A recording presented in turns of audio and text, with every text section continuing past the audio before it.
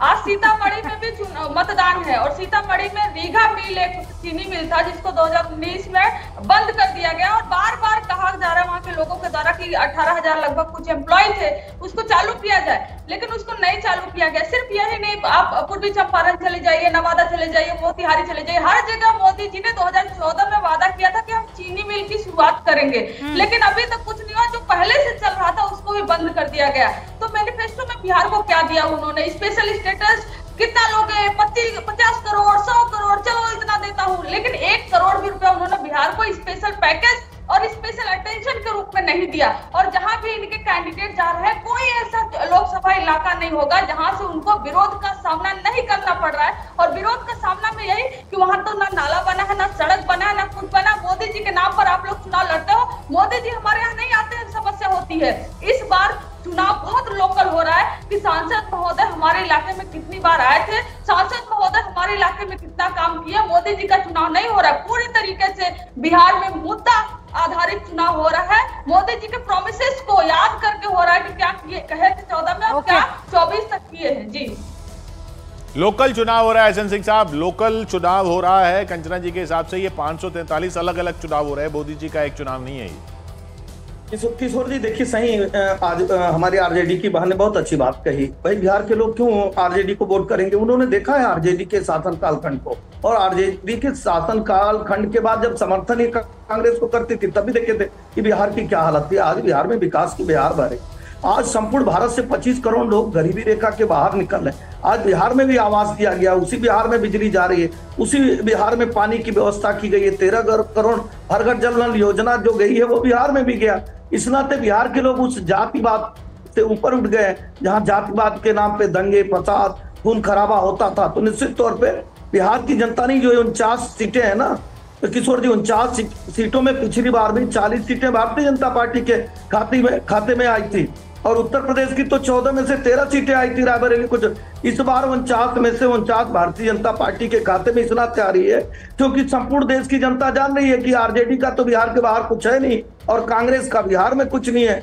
इसी तरह से उत्तर प्रदेश के बाहर समाजवादी पार्टी का नहीं है और उत्तर प्रदेश में कांग्रेस का नहीं है। संपूर्ण भारत में अगर किसी का है तो विकास का है, मोदी जी का है। एक ही गारंटी तो चल रही है किशोर जी। अच्छा, एक बार रिफत का हम रुख कर लेते हैं बिहार से, जरा बारामूला का रुख करते हैं। वहां पर रिफत मौजूद है।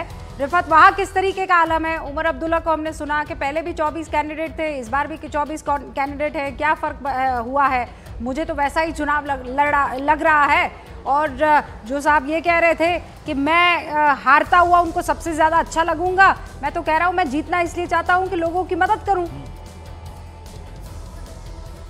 रूबी का मुकाबला बहुत सख्त है, क्योंकि उमर अब्दुल्ला ने जिस तरीके से कहा उसका मामला यही है कि पीपल्स कॉन्फ्रेंस लगातार नेशनल कॉन्फ्रेंस के हमला कर रही थी और नेशनल कॉन्फ्रेंस पीपल्स कॉन्फ्रेंस, लेकिन ऑल ऑफ ए सडन पूरा सिस्टम चेंज हो गया है जब इंजीनियर रशीद ने कैंपेनिंग शुरू की। क्योंकि इंजीनियर रशीद जेल में है, लेकिन उनके बेटे निकले और उन्होंने लोगों से कहा कि इंजीनियर रशीद जेल में है, उनको छुड़ाने के लिए वो उन्हें वोट दें। आप देख सकते हैं कि यहाँ पे लंबी लंबी कतारों में लोग हैं जो वोट देने के लिए आए हैं, लेकिन मुकाबला बहुत सख्त है। उमर अब्दुल्ला के लिए मुकाबला आसान नहीं। हालांकि उमर अब्दुल्ला लगातार ये कह रहे थे कि सजाद लोन को अब बचना चाहिए इंजीनियर रशीद से, यानी सजाद लोन को लग रहा है कि इंजीनियर रशीद जो है वो हरा सकते हैं सजाद लोन को। हो सकता है कि वो उमर अब्दुल्ला को हराए, या नामुमकिन यहाँ पे कुछ भी नहीं है, क्योंकि प्रेडिक्ट करना इस बार बहुत मुश्किल है। क्योंकि इंजीनियर रशीद की रैलीज में स्पॉन्टेनियस सपोर्ट था, लोग आ रहे थे बाइक्स पे, ट्रैक्टर्स पे, गाड़ियों में, क्योंकि वो कोई ऑर्गेनाइज्ड इलेक्शन रैली उनकी नहीं थी। तो ये आप रिफत आप ये मान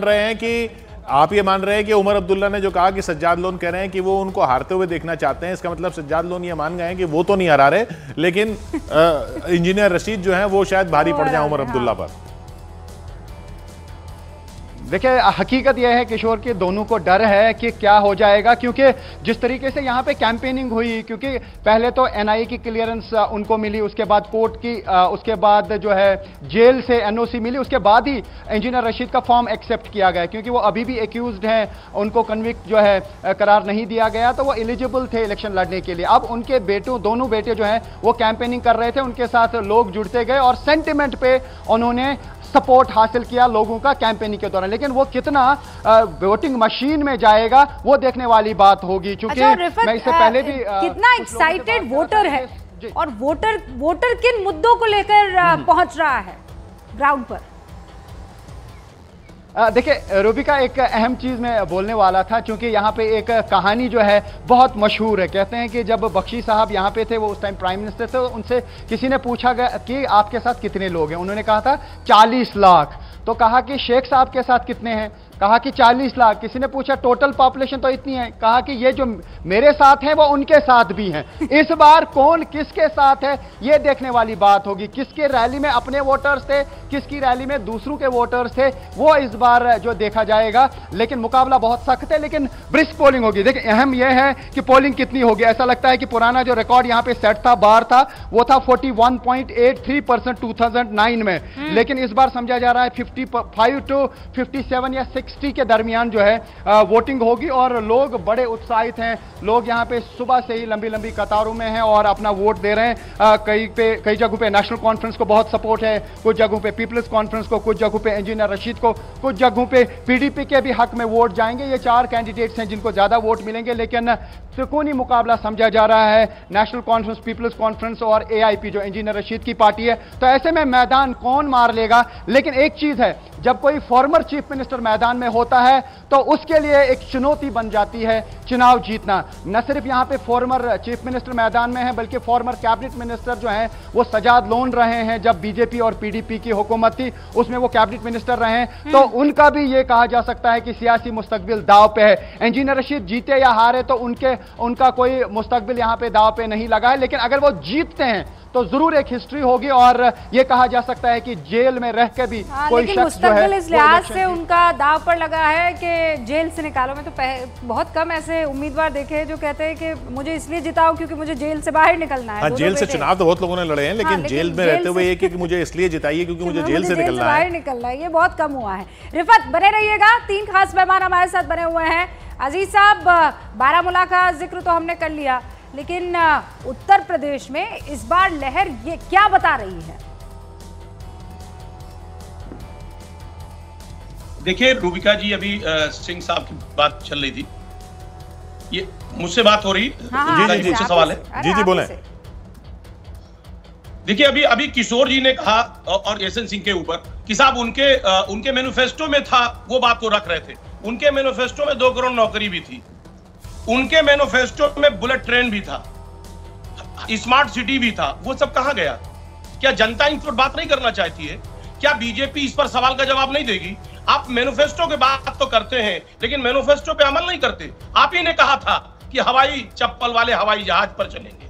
कौन से हवाई चप्पल वाले हवाई जहाज पे चल रहे हैं? अभी कह रहे थे गोंडा और बलरामपुर के विकास की बात। कौन सी बड़ी फैक्ट्री लगा दी कि वहां का प्लान न रुके? आज गोंडा और बलरामपुर का शख्स प्लान करने पर मजबूर है, वो दूसरी जगहों पे जा रहा है नौकरी करने। कोई किसी तरीके का विकल्प नहीं बचा लोगों के पास। बिजली आ नहीं रही, तमाम समस्याएं हैं, गर्मी से बेहाल है। लेकिन ये सरकार सिर्फ झूठ और झूठ के अलावा इसके पास कुछ अच्छा, नहीं एक बात बताइए, आप कह रहे हैं बलरामपुर का शख्स जो है वो पलायन करने को मजबूर है। ये बताइए, फैजाबाद में पलायन रुका है? वहां से अब पलायन नहीं हो रहा है? वहां पे अब रोजगार बढ़ा है या नहीं बढ़ा है? किशोर जी मुझे बता दें, मेरा निवेदन है आपसे कि कौन सा रोजगार बढ़ गया। मैं उस पर बात नहीं करना चाह रहा, कई सारे ऐसे मुद्दे हैं, लेकिन मैं कह रहा हूं कोई रोजगार नहीं बढ़ा। वहां के लोग भी हैरान और परेशान हैं, तमाम लोगों